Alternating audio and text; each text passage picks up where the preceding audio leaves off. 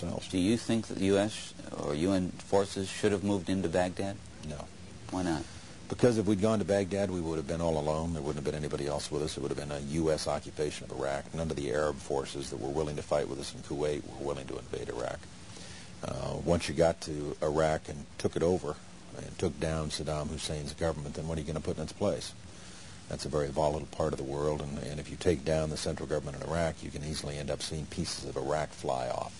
Part of it the Syrians would like to have to the west. Part of eastern Iraq the Iranians would like to claim, fought over for 8 years. In the north you've got the Kurds, and if the Kurds spin loose and join with the Kurds in Turkey, then you threaten the territorial integrity of Turkey.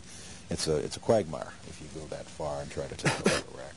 The other thing was casualties. Everyone was impressed with the fact that we were able to do our job with as few casualties as we had. But for the 146 Americans killed in action and for their families, it wasn't a cheap war. And the question for the president, in terms of whether or not we went on to Baghdad and took additional casualties in an effort to get Saddam Hussein, was how many additional dead Americans is Saddam worth?